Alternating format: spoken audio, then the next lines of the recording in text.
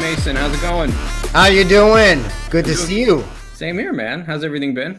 Everything has been good. And, well, I mean, as good as it can go, right? Yeah. As we both know, Ami has taken out all of our families. They're all gone.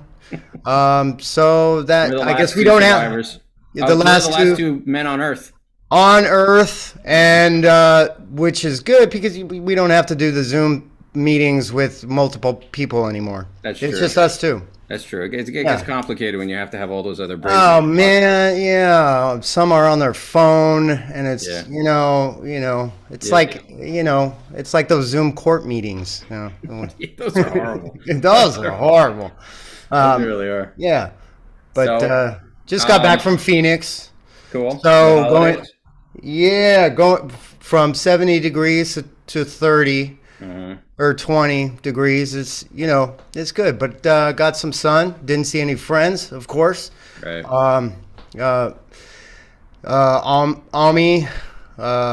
Omicron, the Transformer, he's taking out all these. He's a Decepticon, of course. He's taking out everybody. Or is he a pretender? I don't know. Is he an Autobot Decepticon pretender? Who knows? Who knows? That's a very decisive subject right now. That is. Is he a Decepticon or is an Autobot or a pretender? Autobot? I know. Yeah. Oh, all those pronouns. It's difficult to keep track of them now. Autobot. Right.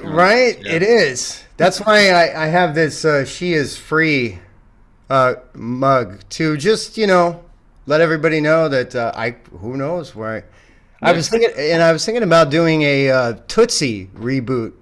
Okay. An actor, going out for a trans role who pretends to be trans and gets in a lot of trouble later. And I was thinking about calling it Transy instead of Tootsie. Okay. But did you get in trouble for that, or? Of course, yeah. But he pays. But in the film, he would pay the consequences. So my wife said, actually, it should be Bobby with an I. Just name it Bobby with an I. Yeah. Okay. But anyway, just spitballing here, really. Hey, man, that's where a lot of great ideas come from. Yeah. Of course. So for the people listening or watching, let's see. I met Mason Walker here. Mason is an extraordinary actor, and I met him in acting class at the Actors Alliance in, I don't know, 2005 maybe? You think 5 or 6? 4? That's about right. I think 5. Okay, yeah. And back in 2005. Mason is a kind of actor that I love, and that he is extremely natural, believable. I've never seen you push or fake a performance. You just did it. And one of the great compliments that I got was when we reconnected, because we hadn't seen each other for a while. And then you're going to be in the upcoming film. You had given me a compliment on acting, and I said, that's great, man, because I really appreciate that, because I was always ripping you off when I sit in class. I was like, how does he do that? How does he make that look good? And I'm like, I gotta figure that out. I gotta rip him off. And I would just kind of soak up whatever you were doing in class. And this is becoming kind of like those interviews you said you watched during the pandemic last year, just compliments, but it's true, and it's great to have reconnected with you, and I'm very excited to have you in the absolutely. And likewise, I've always loved your natural style and your especially in comedic, in comedic performances I've seen you in. Just you have one of the best deadpans with a sprinkle of emotion in there that I've ever seen. And I love that about you. I always look forward to seeing you in that type of genre. And especially the moving satire. Oh, the Send Up? Yes. I love that. You guys did everything but move people. Well, that was the point, is that you hire this group of degenerates, and you were lucky if you got anything moved. And like one of my favorite, I'll put a link to it where a bunch of people will get offended. So then you can email whatever the email is on that. But that was the comedy. I love the first episode because I felt like at the time she was not my wife, but Janine plays this poor woman who this group of moving company degenerates descend upon her and to move their stuff. And by the end of it, it's like it's just she's constantly getting barraged with all this crazy crap from these people. It's Oh just yeah, and it happens even stranger than that in real life. yeah, I can imagine. I I can remember imagine. this in New York.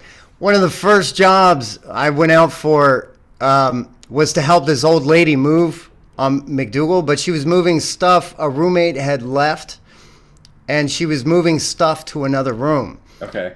And so I went over there, and this is like right when I moved here. I went over there, and she's like, "Well, I'm seeing," I ring her bell, McDougal, just south of Bleecker. Okay. Go up the stairs. All right, come up. And she is. I get to the third floor, and she's at the end of the hallway in her nightgown, old Uh-oh. lady, and I'm like, oh, that's a ghost.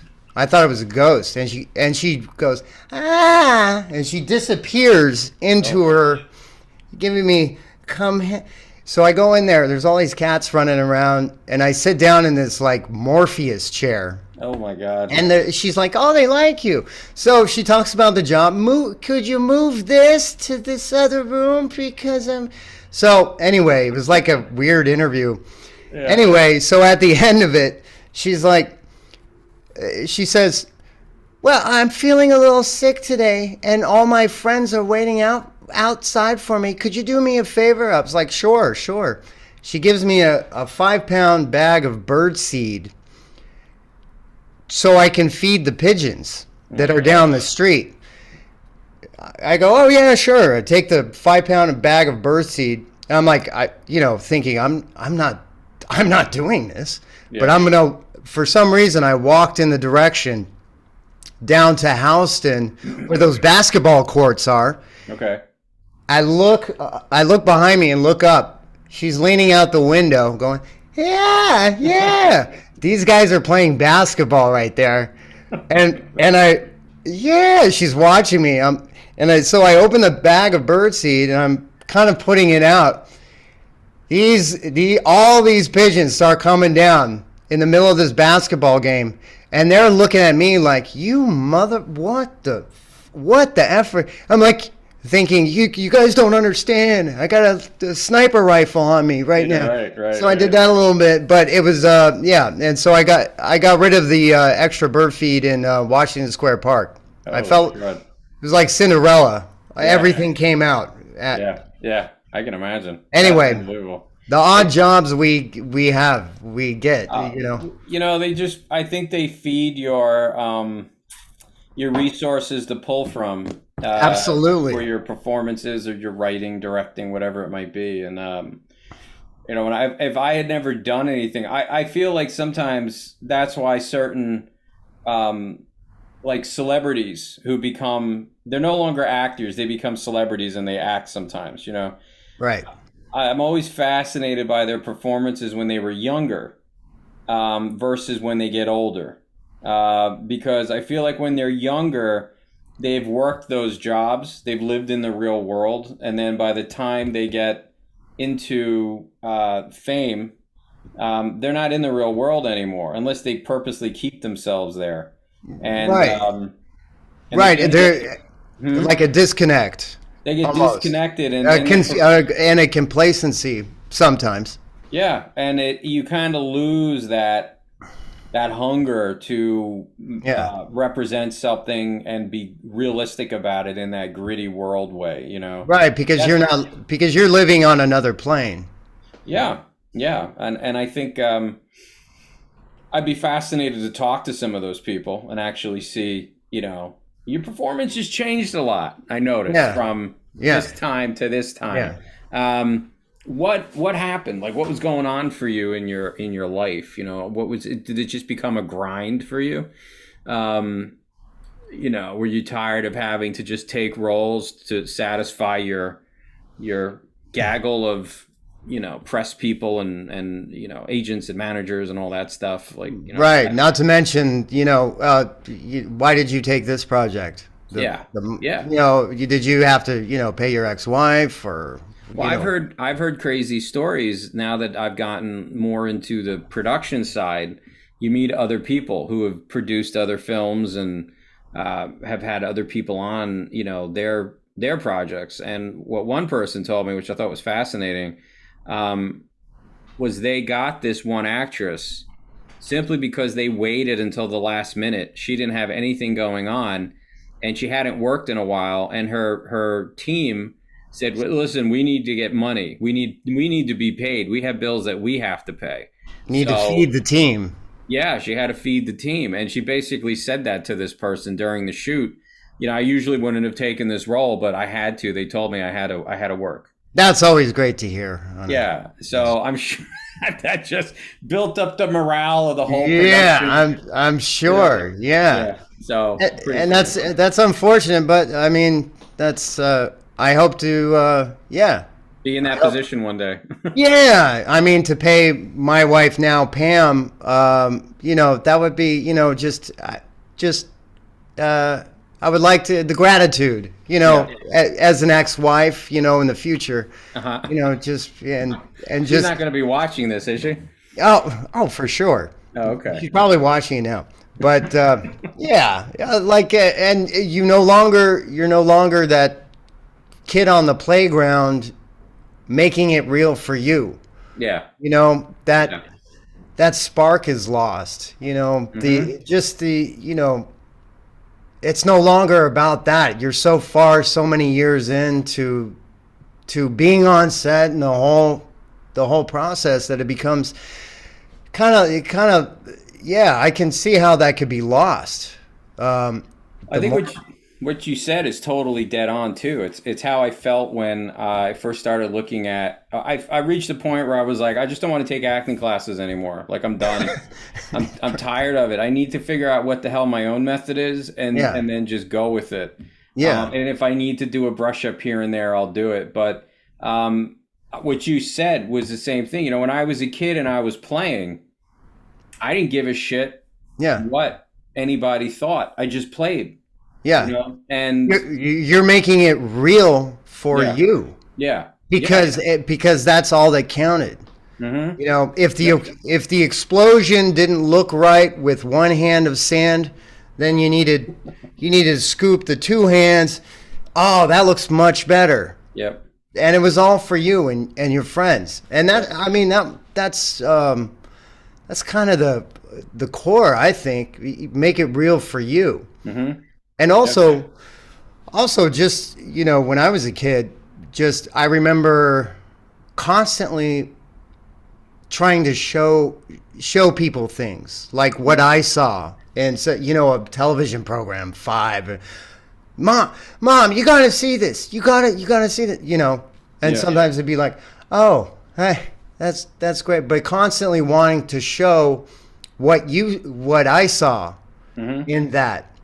And I think that's kind of the core. When you're at the Thanksgiving Day table, and if you tell a story, if you have some story that you want to say and tell, and if you tell it right and great, and whether the reaction is laughing or a little teared up, and you see in their eyes that they have got a little bit of what you saw. Mm-hmm. That satisfaction of communication, I think, for me, is everything. It's the most satisfaction I get when I can communicate what I see, and I have translated that, and somebody has understood what I wanted them to see. Yeah. Well, I know you did that. You used to do that in class without a doubt. And then I remember when we did that theater company, Granite Theater, you did that in that scene. You were a brother who was like struggling with stuff. That was in 2007. So my mind is going a little fuzzy at this point, but I know you were a brother and you were trying to figure things out. And it was called Brother. Okay, there you go. My memory is helping me. Yeah, it's pretty good. You got it. And yeah, but I just remember that. I remember that was like one of the high points of the scenes from that. I think we called it a night of one acts, and it was all these one acts. That And was it.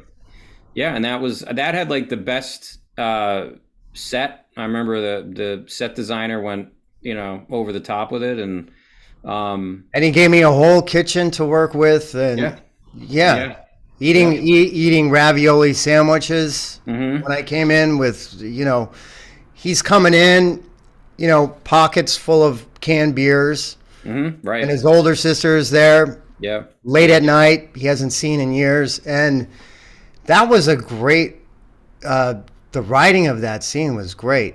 That was a good I, scene. I mean, because there was no redemption for that guy. No. He just he What happens at the end? He He, doesn't really. they were supposed to go to, I believe it was a wedding. They were supposed to Okay. go to a wedding. He didn't have a suit.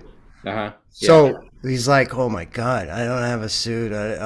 And the sister agrees to. They talk about it. Oh, I'll help you out. The older sister is going to help him get that suit. Okay, that's kind of how it ends. But there's no. I kind of liked it because there was no turnaround. Mm-hmm. There was no kind of like self-reflection, like, oh man, I really need to turn my life around, Mm-hmm. not come in here, and it was sad, but it was so real, you Yeah. know. What do you? I know that I personally like as time has gone on. Um, I used to like knowing how things ended, but as time has gone Yeah, on, I don't. I like leaving it open. I mean, I yeah, know in my head, I have some idea, but I really liked it being left open for the audience yeah. because, And to be fair, it was just a one act, yeah. But do you like as an actor, as a creative person, do you like things being left open for the audience to come to a conclusion? Usually not, You like it because closed up? because then that's not a conclusion for me. Okay. as far as that person, Hmm. and and it's a part of you, So and you like it to come to an end so that you can kind of come to an end with the character. Is that where you're at? um yeah, I would Okay. say so, because that's how we like it in life, right? Uh-huh. Right. We like a conclusion, Hmm. and that's what sucks about life. Yeah. Where's the conclusion? Yeah. No, but yeah, that's true. That's interesting. I never thought about it like that. Yeah. Well, it's just a different I did a show. I don't know if I mentioned this before. I know I didn't mention it to you. I don't know if I mentioned it on another podcast, but I did a play back in '99 at a community theater called Marvin's Room. And it's a great play, depressing as all hell. Yeah. But I played Hank, um, which is the part Leonardo DiCaprio played in the movie because he did a Right. movie of it. With Meryl Streep. Yeah, yep. It was a great cast. I still talk to a lot of people from it, and it's Jesus Christ, 23 years ago. That seems not possible, but it was. And uh, things end very open ended. There's not like a conclusion per se. Um, and I remember I had an audience member come up to me, and I'd never had this. I was young. I was 20, 24, 25. So I thought I knew everything. Obviously, I didn't know shit. But Right. um, this guy came up to me and he had tears in his eyes. It never happened to me before. And he's like, oh, I just asked him if I can come backstage. He was just an audience member. And I was like, oh, okay, yeah. I still got like half my face is makeup, the other half is clean, whatever. He goes, my brother, you remind me of my brother. And this guy was probably in his 60s. He's like, I haven't seen him in 40 years because he died. He committed suicide. He got stuck on drugs, and then he OD'd and whatnot. Um, and he's like, this play gave me a sense of like seeing him again, and the fact that I don't know what happens, I can have my own conclusion of what happens for Hank. Wow. That's Um, that was deep shit for me. And I remember ever since then, I was like, I kind of like things open ended. For me, it just was something that really, it just impacted me. That guy Yeah. probably, no clue. Yeah.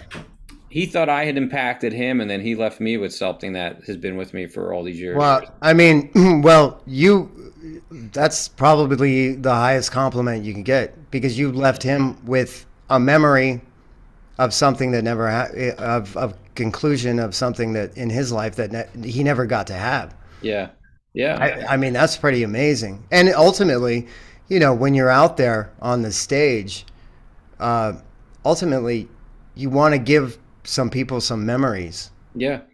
Yeah. And when do you do primarily theater, or do you I mean, I know things have been different in the last like 2 years Right. at this point, but in the normal world, when we get back to that, and prior, did you primarily do theater, primarily do film, kind of mix them up? Primarily theater, but not Okay. by choice. Yeah. It's just how it how it happened. But um, small independent films, Yeah. I was up for anything. Yeah. And sometimes, and that's where sometimes, you go into a casting office and they're like, well, we want to see a punk rocker walk through the door. We want to see a nerd walk through the door. Yeah. The type. And I was kind of a middle of the road, kind of like, well, I could do that. I mean, I could do that. Hmm. But I understand that, they want to get a more of a sense. So I think um, knowing your type, I guess, Yeah. in that realm, Hmm. because it is tough. And that's something out of circle that I wasn't really prepared for. The business side, Hmm. know your type, know your. I was like, well, my type, okay. What is my type? And then I had to think about it. Okay, what will get your foot in the door, Hmm. and then your whole body, hopefully. Yeah. Yeah. Exactly. That they don't close the door on your foot, and then Yeah, your yeah. foot's still in the room, and the rest of you is outside. Right. My foot has a lot of emotion in it, but I don't. I think the rest of me could add a lot more. Yeah. Yeah. Yeah. So what would you say is your type then? What have Well, you? I mean, I mean, if I have to be, asked that, and I would just say, anti-hero, Mhm. um, emotionally disturbed person, Or, schizophrenic, you know, uh, totally not me. yeah, But the fun stuff, right? yeah, more character driven Hmm. type stuff. Uh, and when you're doing a character, you have more room to maneuver, I would say. Hmm. Like for example, Donnie in Newark. Hmm. With someone like that, there's going to I'll I'll at least have three or more mannerisms Right. that I'll take with me because he's on opioids and that is naturally gonna something you're gonna have to pull some you know extra affectations to a character. Whereas Bobby, the leading man, he's got his own thing, but it's more like, yeah, I can feel him a little more. The acting class, going to auditions, Hmm. but he's got this job. Hmm. You don't have to pull these character things from, Right. um, or charactery type things. But so that's kind of where I'm at with it. Yeah. Yeah. No, it's an interesting, it's interesting when I always found it interesting when you would get a role well, not get a role, but you'd get an audition, and those rare times when you read it and you didn't have to do that like it was very clear you were reading for a larger role. Because a lot of it, like you were just saying for Tale of Nicky Newark with Bobby, it's very much the thing that I loved about it when I did the part was you can settle into it. It's a walk, Yeah. it's a jacket, it's a tone, it's a voice, Yeah. and you're Yeah. there, you know, Yeah. at least for me. But then I wrote it for myself, so that makes it Yeah. a little bit easier. With the other characters and Donnie, there's that really fine line of not making him a caricature, but Absolutely. he is a caricature. Yeah. So it's a real weird, you know, Yeah. contradiction. And but because you see those people out there, Yeah. they are caricatures. You know, you go, For how is that sure. person For real? sure. You're But they how are. are you going to tell some guy in the street like you're being too big? You Yeah. know. You'll get hit. You You're know. you're a little big. Come on, guy. Yeah. I don't believe I don't believe you're smoking crack on the subway. Come on, dude. Yeah, exactly. So it's a it Yeah. is interesting, but I mean, that was one of the reasons why I wanted you for the part, because I don't want to. I have no interest in remaking the first movie. Yeah. Like that isn't what this is. This is a new telling of it. 10 years later, with pretty much a totally new cast, um, a new actor, ideally name actor playing Bobby, which is what we're shooting for. Name actress playing Claire. And then the rest of the roles populated by awesome actors who I know are, first off, extremely grounded. Because Yeah. if you take a very grounded actor and you put them in an over the top caricature, you get a character that launches off of the screen. Um, so that's what was Absolutely. awesome. When we reconnected, it was like perfect timing. Because I was sitting there thinking I was starting to put people into roles. Um, and then, when we reconnected, I'm like, oh my God, Mason would be awesome for that part, and Yeah, and like you were saying, not to make it. He is a character. He's yeah, quite a character. yeah, But when looking at the script, as far as when I was reading Nikki Newark, first I see I read it and I think, okay, for all these scenes, how would it look if I was just a fly on the wall? How would mhm, this look in real life? I think that's a natural thing I just do. How would this look if I was just invisible watching this happen? mm, And he is such a character, but when the more you read it, the more you're seeing it out through the eyes of Donnie. yeah, When I'm thinking about Donnie, and the fact that he's on all these pills that make him kind of lazy and um, kind of not a lot of movement. So that's why all the energy would be translated to the eyes, like, hey Bobby, come look at, hey, did you see this? Hey, that's why big baby eyes, yeah, yeah. and I don't know if it's sometimes it just comes natural. If you read something, do you naturally see your imagination takes over? Yeah. I mean, how does it work when you're reading something, when you're going out for something, and you're reading something for the first time? What goes through your mind? Um, well, I have to be able to visualize it. Yeah, That's how I absolutely. know, because I've gone a lot more from acting into just directing. So I'll have people send me something, or if I'm writing something, and then I go back and I reread it. And for the last couple of things I co-wrote them with Janine. Tale of Nikki Newark, I went back and rewrote it, and then from the first Nikki Newark, and then we ran through it.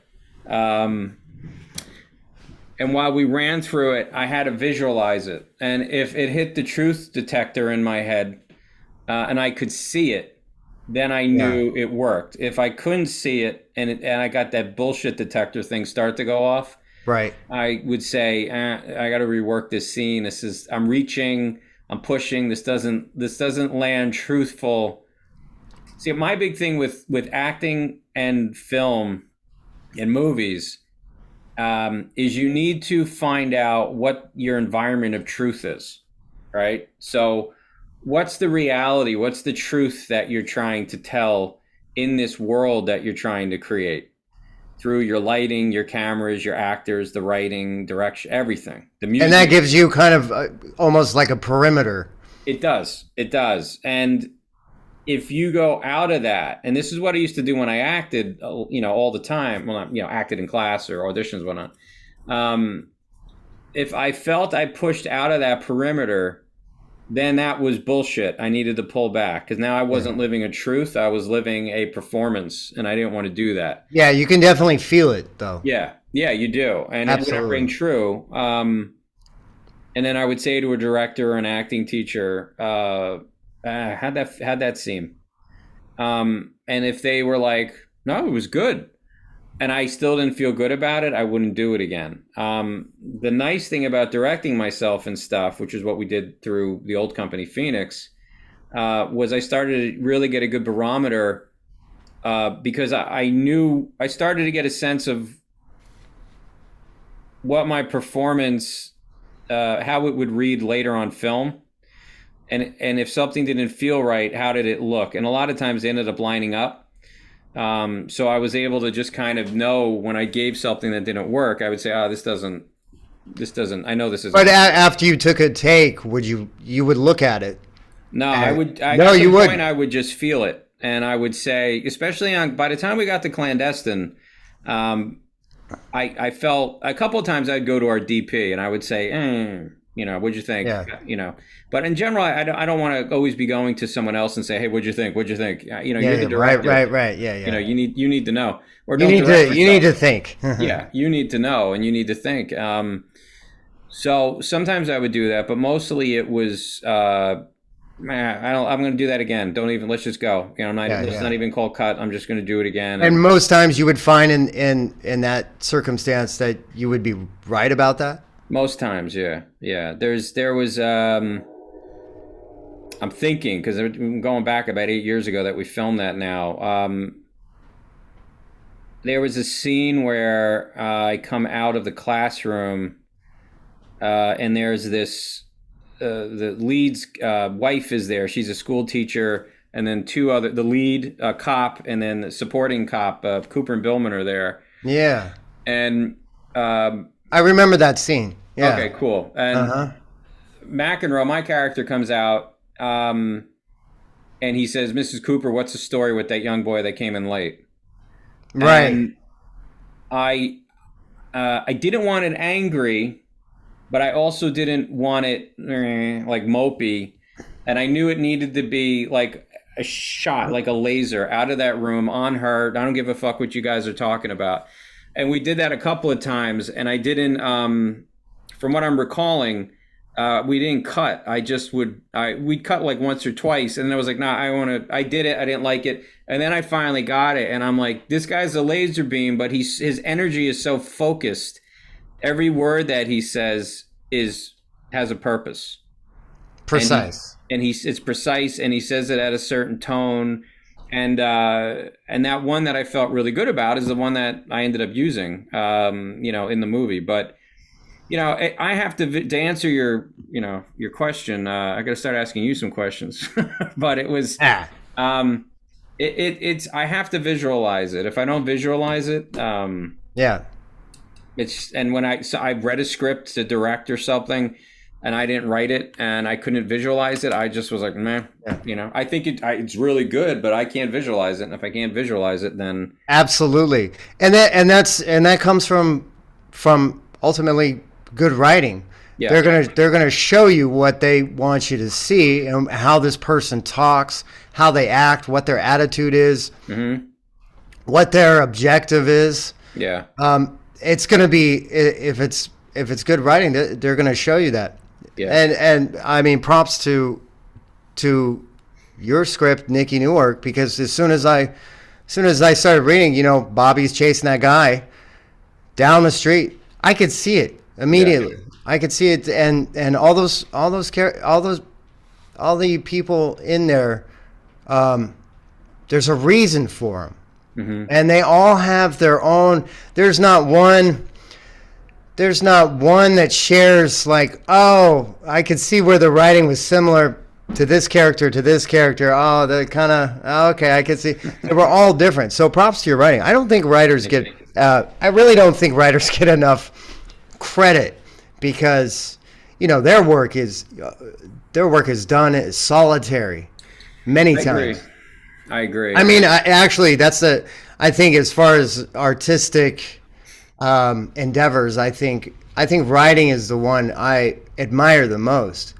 You're creating a world while being alone. Yeah. And you can't step back and say, okay, that looks good. That looks good over there. You're just pounding away on your own or with a collaborator. Mm-hmm. Acting, is more collaborative, I think. And you're an interpreter mm-hmm. for what is written. Yeah. And so anyway, kind of went off on a little tangent there. No, that's the point of a podcast. Just tangents. Yeah. Tangents with David LaRosa. Jason Walker. Yeah. I think I think one of the things I liked about the one podcast I did with Kate McGrath, who wrote Clandestine. She and I talked about it in the past, but the thing that she said that she appreciated was the collaboration of still kind of being invited into the filmmaking aspect of it, because in most cases that doesn't happen. The writer has written their script, and it's right, and they option it or whatever, and they say goodbye to their little baby. Yeah. And I mean, another good friend of mine, he's starting to direct other people's stuff.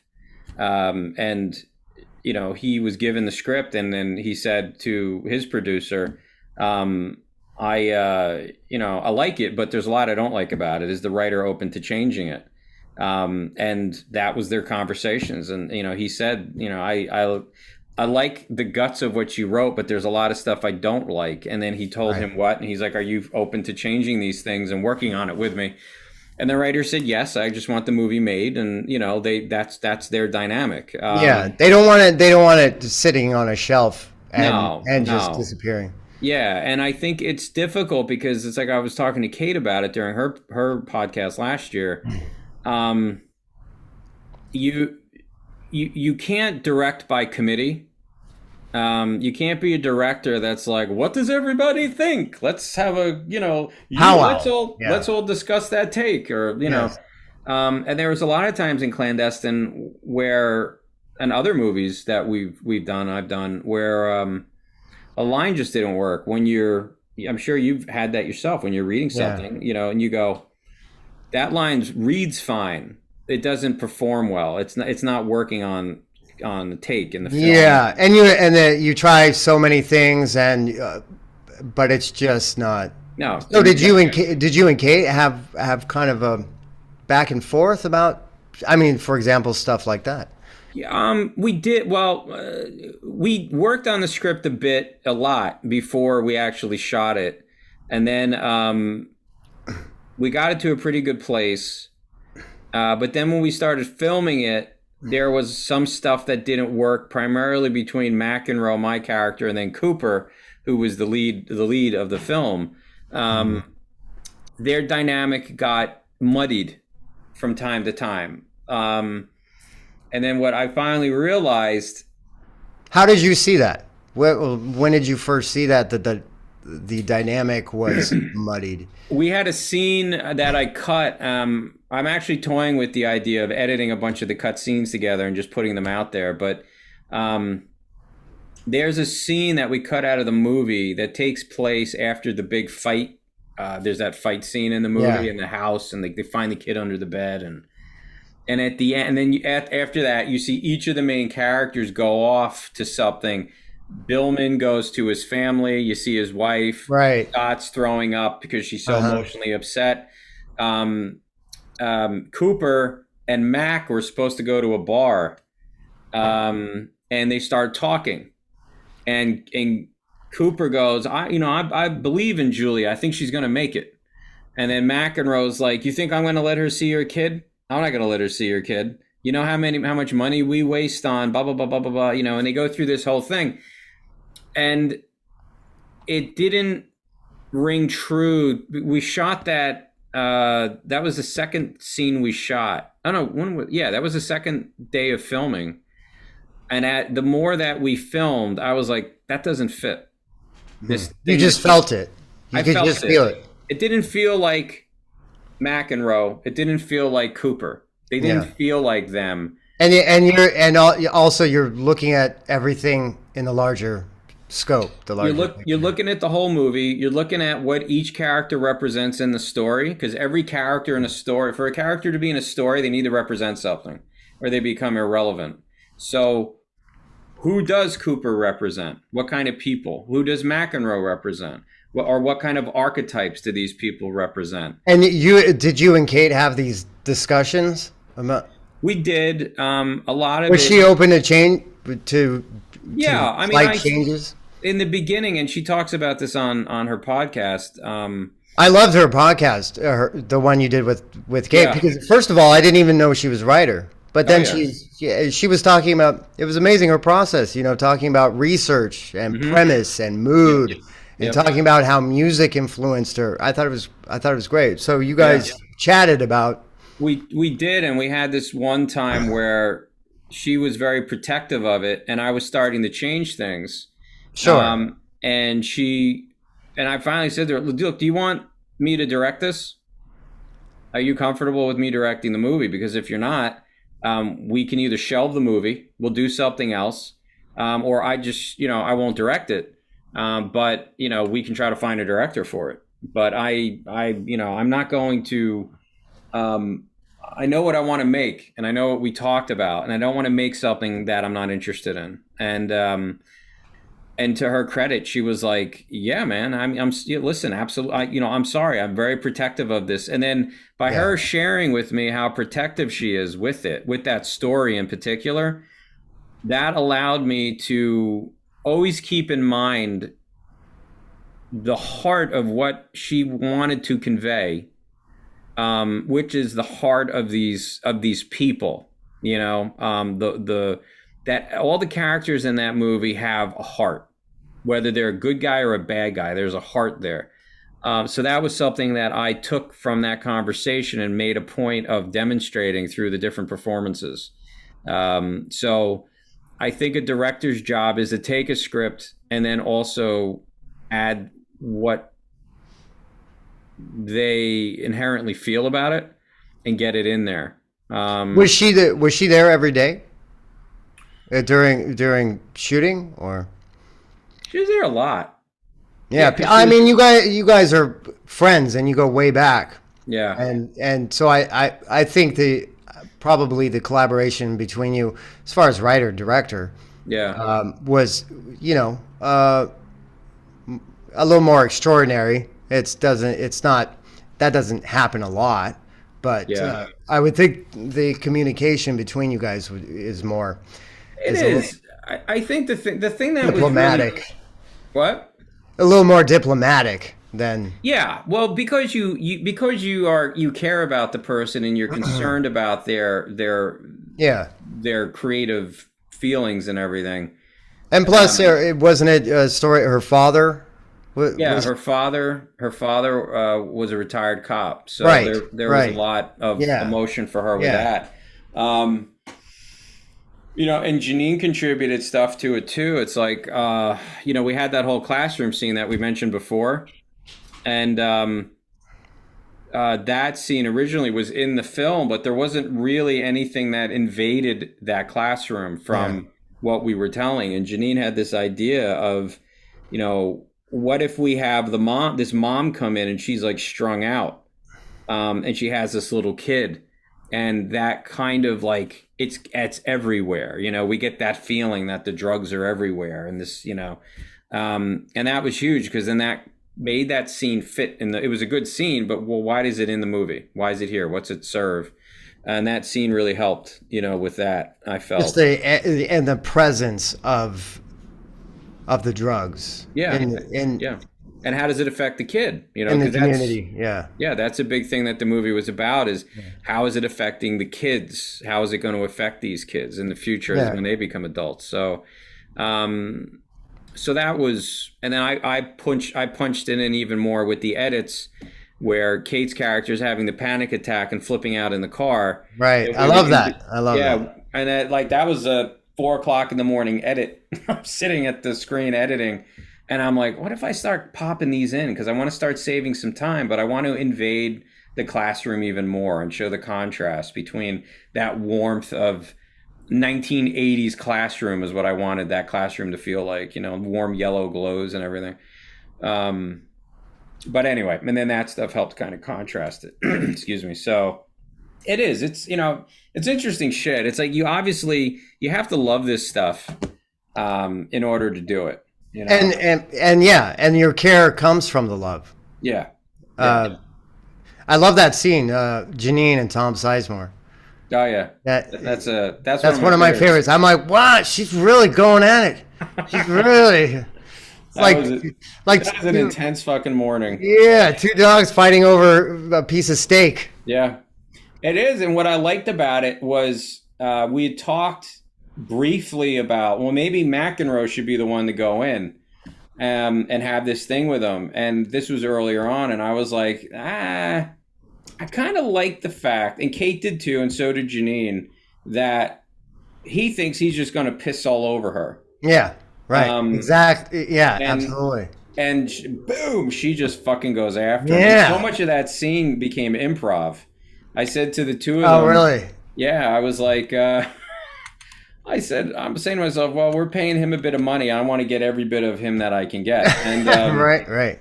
And we did it. We did it scripted. I'd say maybe 30% scripted, and then 70% is improv from the two of them. You can tell the spontaneity of it. Oh yeah. Well, like that whole line, it's one of my favorite lines of all time of anything I've ever done, where she says, "Don't you dare! I'll put a bullet in your goddamn leg." That's improv. He pissed her off so much that she came out with that, and I remember like, oh my god, that's what was his response to that? He didn't. I don't think he expected. I never had a long conversation with him. Okay. He shot. Talked. He was in and out. He came in. He was. We talked a little bit like a week before. Mm. We rehearsed with him the night before. He showed up on time, prepared. On the day of. Was very open to any direction I gave him, which was nice. And then we shot, and then about 8 hours later, I was calling the car to come pick him up, and then we spoke a little bit to make sure he, until he left, and then that was it. I hadn't spoken to him since. Oh, wow. So, okay. But yeah, I mean, he definitely like understood the script. He understood the character and what his purpose was in it. Yeah, and he came in loaded. Yeah, it's from what it sounds like. Yeah, he did, and I think part of it was, we've been on independent films where you go in and it's like, what are we doing? Yeah, you're in the corner, you're doing something. I don't even know what it is. I don't want to look at you. Right. Oh, are you the talent there? Oh, yeah. You're the talent. Oh, okay. Come over here. Come here. We got some Skittles for you today. Yeah. You don't mind moving that light over there, do you? Yeah. We need someone. I'm glad you're here. We also need you to be the gaffer. Right. Yeah. So, I'm sure for someone like him, you come into every film he walks onto, he doesn't know what he's dealing with. Sure. You're going to be dealing with. A buddy of mine just did a film with Eric Roberts, and Eric Roberts told him, like, I never know what I'm walking into. I work because I love to work, but I don't know what's happening, from day to day, or set to set. So I don't know if he expected the level that we were going to pump up that scene and what Janine was going to go for, because I really wanted her to fucking give it to him. And then at one take, they got so riled up, and she leaves the room, and he took her notebook, and he's like, hey, your fucking notebook. And he flung it as the door is closing. He flings it without looking. It makes its way through the door and hits her right on the back of the head as the door shuts. Oh, beautiful cut, print. Yeah. Well, it hurt her, and so my did buddy, it make it in? I don't remember I didn't put that in. And she was so revved up. She came in screaming at him. Wow. And he was like, "Oh, what happened? What happened?" And I was like, "Tom, you hit her in the head with the book." I said, "Do you have the force? Because you literally didn't even look, and the door closed. You got it through like a 2-inch slot." And he was like, "Oh my God." He goes, "I'm so sorry." And then, and Janine didn't care. She's like, "Fuck you." And then she like went out. Wow. And then, because she was still so wrapped up, and then I went out, and I was just like, "Are you okay?" And she was like, "He hit me in the head." And she was then really upset, and I'm like, "Hold on to it. Are you okay though?" And she was like, "Yeah." I was like, "Okay, as long as you're all right." And I was like, "But you use it. Come on, like this is great stuff." And then, as long as you're okay. There was more takes after that. Oh yeah. Okay. That was like midway through. That was midway through. Okay, I see where more of the rage. Yeah. Could come from. And then they just like boom, they went at it. But it was a really great scene that I was very happy that it came together. So when you get when you get those moments of something just kind of like happening, and most times you're not thinking about it to the point where you're squeezing the life out of it. No, it's just something that's happening. And the craziest thing, because we audience tested the movie, the majority of women hate that scene. They didn't like it. Yeah, they thought I can see why. They were like, she's too aggressive. She's too this. She's too that. Right. And I thought that was very interesting in this time, that a woman would feel that another woman was that aggressive to a guy that was that much of a bully. Right. And majority of men that we audience tested, they said, "That's awesome. I'm glad she went at him." So, yeah, and then you wonder, does it have to do with the notoriety of Tom Sizemore? I don't know. Does that play a part in who knows? Yeah, it could be. But I certainly enjoyed the spontaneity of that. I mean, that's something that I look for, because when you're imagining a scene, you're like, wow, what would this look like in real life? Because real life is spontaneous. If you're on a stage with a cat, most times people are going to look at the cat because they don't know what it's going to do. Yeah, it's spontaneity, and most times I'm trying to get to that spontaneity, and I'm trying to break it down. For years, I thought about that. Why is that so compelling? You can tell, sometimes you can tell on TV when you're seeing something. Okay, you can see the kind of the acting in it, and as compared to something just some dramatic thing going on the street. You see it every day. You see people fighting every day.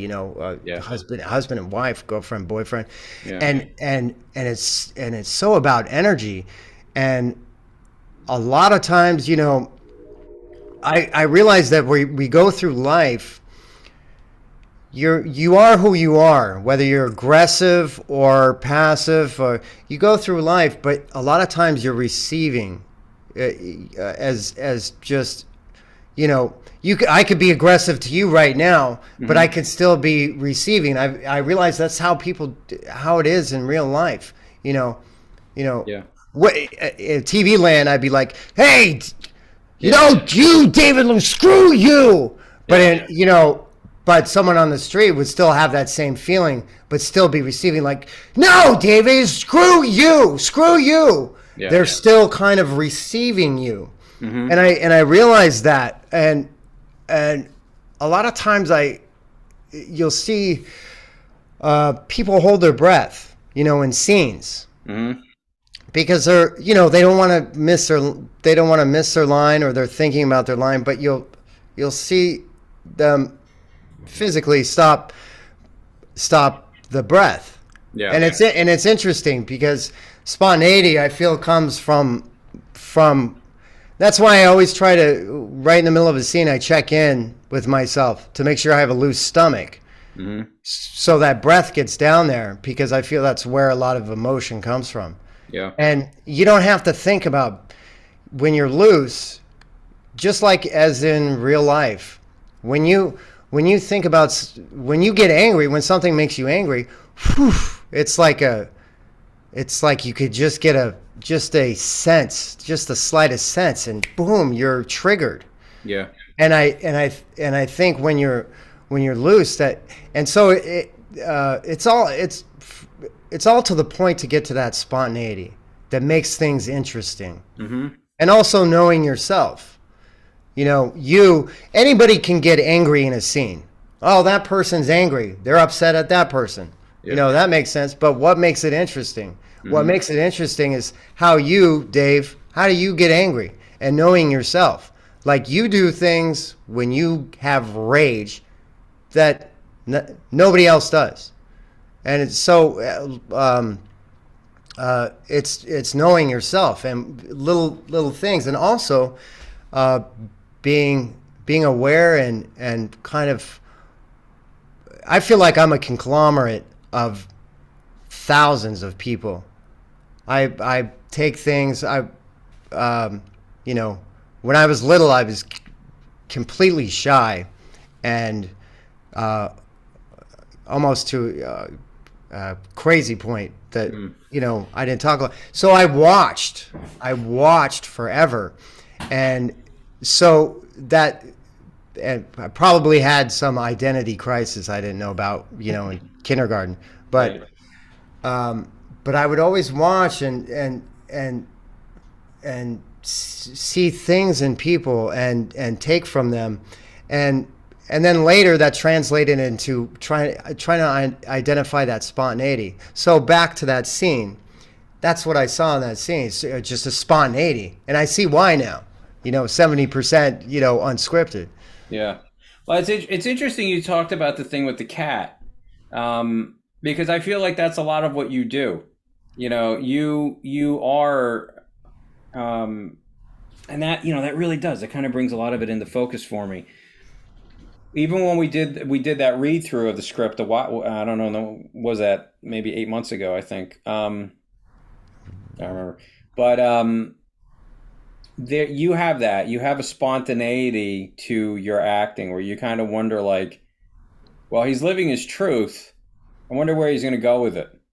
And there we had that scene in acting class. I don't remember what the hell it was. Everybody did it, and then it was in that night of one acts where the husband comes to his wife, who's like a socialite or something. Right. That Harry did.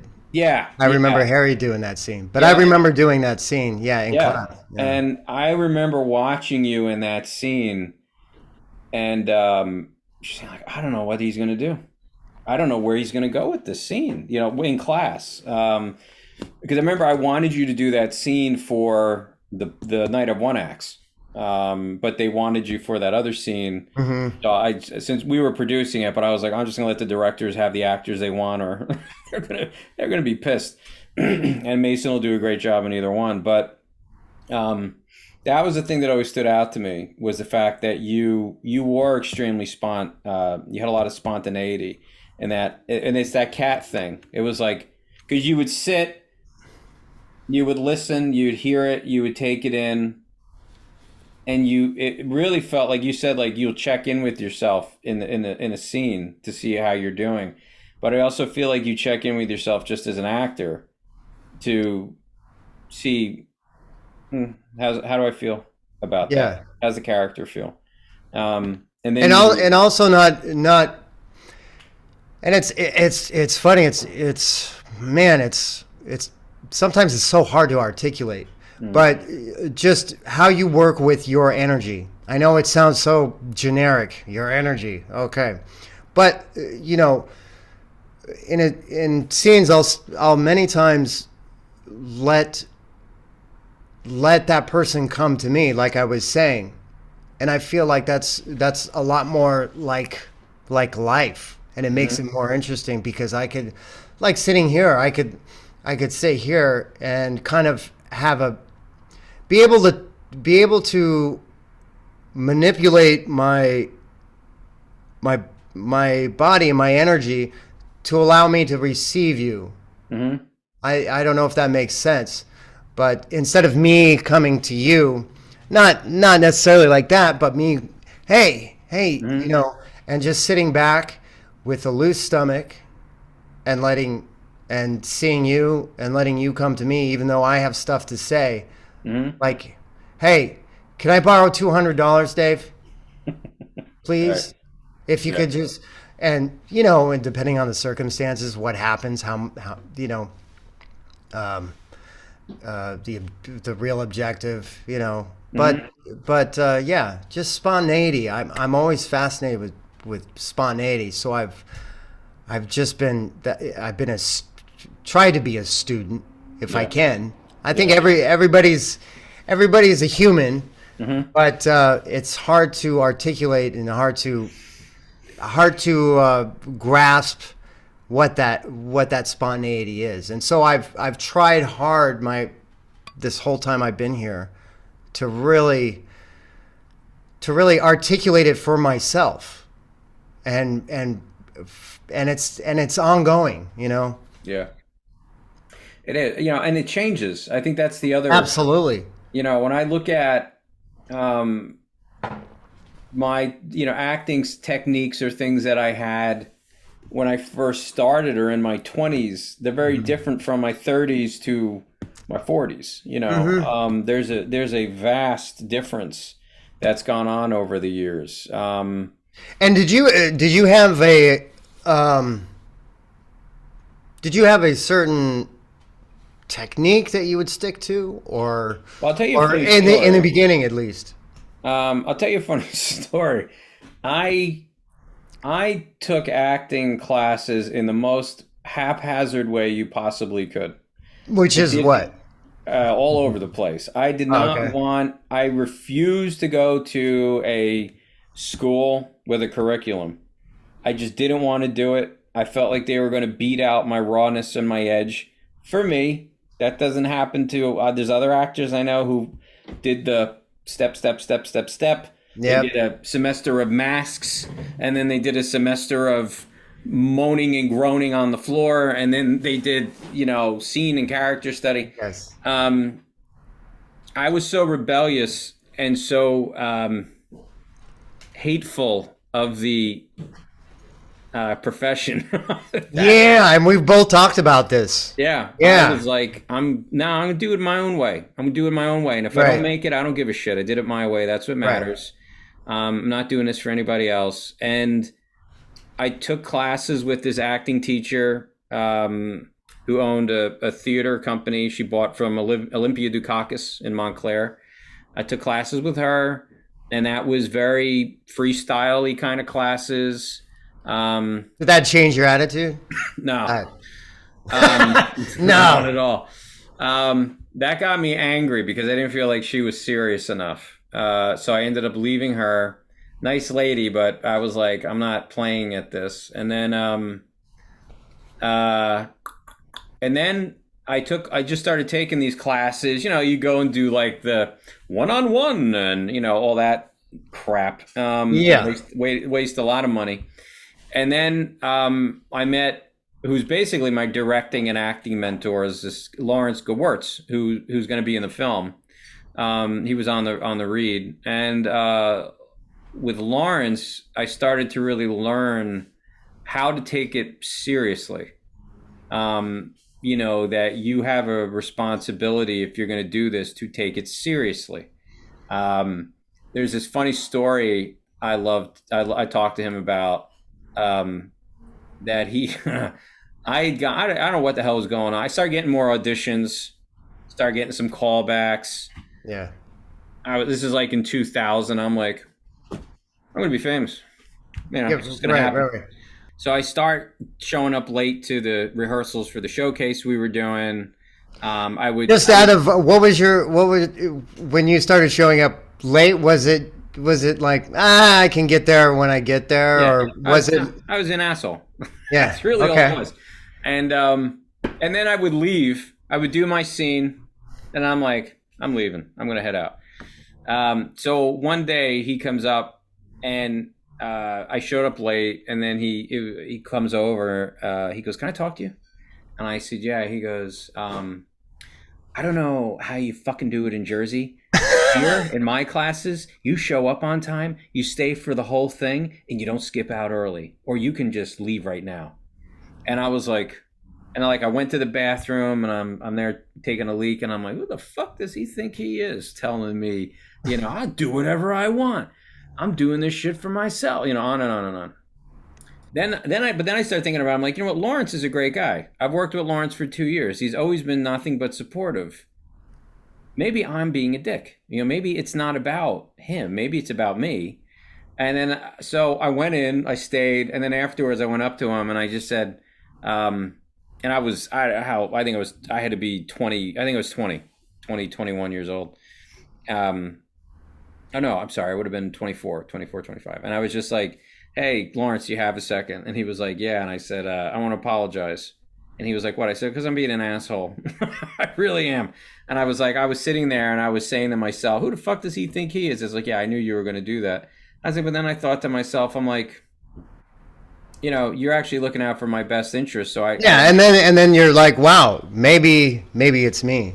Yeah. And that was a huge lesson. Huge lesson. And he says, "I'm very happy you took it the way I meant it." And that also taught me something about directing, that you can, if you give a constructive note, you can help an actor to correct themselves. Even though it's constructive, it's still forceful and it's within a frame. And if you do that in a way, you can really help that actor feel comfortable, connect with something, and give a performance. And for sure. And I think that's almost a skill in itself, to take direction. Yeah, actually, it is a skill in itself to take direction, because sometimes, presumptuous, or if it's an attitude, or some actors, or a little insecure, they wanted to give you. And they thought they gave you what you wanted, but I think I love that. I love working with directors that have almost an actor shorthand, shorthand kind of communication. Well, and that was what I found in Harry's classes, because then that was the last class I took. Was Harry had a ability to help you really enjoy the scene. And then he would just say, just throw it in. No, just do it. Yeah, but I don't know the lines. Absolutely. He had such a great way about that. Yeah, and I my favorite thing was, I didn't memorize. I don't remember it all. Fucking cares. Just do it. Yeah. And I remember I don't have to worry about the lines. And no, just do it. Just do it. Feel it and then do it. And that was such a huge thing. And I think all of those things kind of lead you to a place, either as an actor or director. And also when he had, if it was a new scene, Harry would have you read it with your partner and just don't put anything on it. Yeah, right. But if you feel something, go ahead. Yeah. But, just read it. Yeah. And I thought that was really, it was so simple. Yeah. But it really opens you up. For sure. It totally does. And I found that gave me a sense of just not being so uptight for film, like filming or doing a scene or whatever. Yeah. And I wanted to, and I made a point as I started getting into directing, saying I want my actors to feel that way. I really do. I want them to that's cool. And I want them to feel like, now there is a boss, there is a director who's going to be telling you at the end of the day has the final say, but I want you to have fun in the process. And I want us to talk about it. So we know, we're all playing dodgeball, but you're not going to get hit in the face. You're going to hit everywhere else. But there's no shots, Yeah. And, and I just feel like if you can set that environment up, people just have a lot of fun. And then they have that spontaneity that you spoke about, and that creates. Yeah, and they're comfortable and they're relaxed. Yeah. And their heart rate is lower, and you can grab a lot of emotion When you're really relaxed, you can grab a lot of emotion. You don't have to think about it. Sometimes it's, okay, think about this moment in your life when you were angry, but then you take the bunny and you squeeze the life out of the bunny. Yeah. It just needs to be just a sense. If you get just a sense of it, and when you're relaxed, Yeah. and that goes back to a director creating an environment where you can access that. Yeah. And everybody's receptive to everybody else. Yeah. And it makes it, and you get the best stuff out of it. Yeah, and that's that's a director's job, is to make sure that, and for me, I know other directors work differently, but you need to have that that feeling amongst the people on the set. So it's important that you hire a good crew who's going to convey that. You're going to have a good cast that's going to convey that, and that everybody understands what the tone is, what the feel is, what the environment is. Because you could have like one or two people that just kind of taint it for everybody else. And then it becomes you need to have fertile soil for things to grow in. And if you have someone walking around peeing in all of your soil, you're going to get some spots that are going to be, kind of burned out. And and most times it's insecurities that are coming into play. Yeah. Yeah, it is. And yeah, it's very true. You have, some people do, they just have those insecurities, and they manifest in ways that may seem like, oh, this person's a complete a-hole. Yeah. And that may or may not be the case, but a lot of times most often I feel like it's someone who's a little insecure about where they are and what they're doing, and how confident they are in where they're at, and maybe the work they're doing. Yeah, no, I agree. I think that's a big part of it. And sometimes you can help those people, and sometimes you can't. For sure. And that's always a tough call. There's a story before we wrap it up. I've said it before about Ridley Scott when he was doing Blade Runner. And he and the writer were not seeing eye to eye. The writer had written a short story. I think it was a short story called "Do Androids Dream of Electric Sheep?" Yes. Right? Is that it? Yeah. Right. Yeah, that's it. And they were trying to get everything squared away for the script to film, and the author, I forgot his name, he kept on fighting. Well, no, that's not what it's about. It's got to be about this, and it's got to be about that. And they said that Ridley Scott, who's kind of a no-nonsense dude from everything I heard and stories that Sizemore told us and stuff, he at one point just got starting to get fed up because they need to start moving along. This guy's just fighting on everything. And the author got pissed and walked out of the meeting, and they were at some place, and there was like a pool or whatever. He was standing by the pool. And then one producer came over and said to him, you're getting really close to getting fired. And he says, I've never, Ridley will work with the writer as much as possible, but you're getting to the point where you're creating a negative environment, and he's not gonna, he's not gonna have that. Yeah, decisions have to be made. You can't be interfering all the time. He's like, he's not gonna fire me. And within a week, he was fired. Because it was enough. And then he had a horrible experience with Harrison Ford for the whole shoot. So I think really, and then Ridley, he had enough. Like, he'll fire that guy for negative, but he had enough freedom that Rutger Hauer, right? Rutger. Yeah, Rutger Hauer. Mm-hmm. He wrote that whole last speech. Rutger Hauer. Yeah. Which, I mean, that's one of my favorite moments. That's one of those moments I always remember, because I remember being a little kid watching Blade Runner, and the end of that was so sad, and and I couldn't believe much later. I just found that out, a couple years ago, that was all Rutger Hauer and Ridley Scott.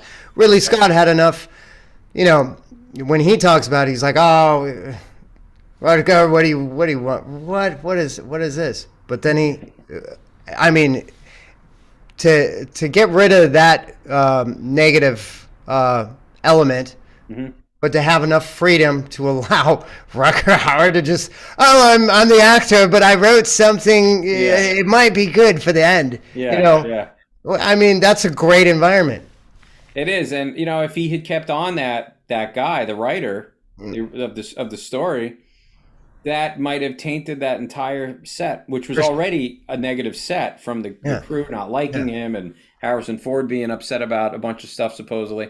But there was enough of an environment creatively where he was entertaining Harrison Ford's frustrations, and he was entertaining the actors with their thoughts and the things that they wanted to do. I mean, that's such a great line that Rutger Hauer's character says with all these things, all these memories will disappear like drops.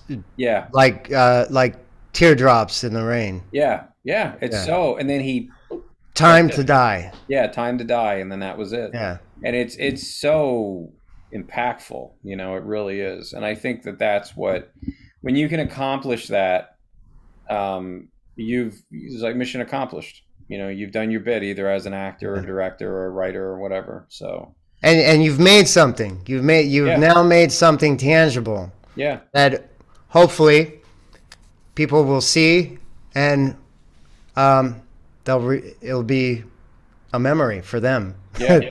That won't get lost in the rain. Yeah, exactly.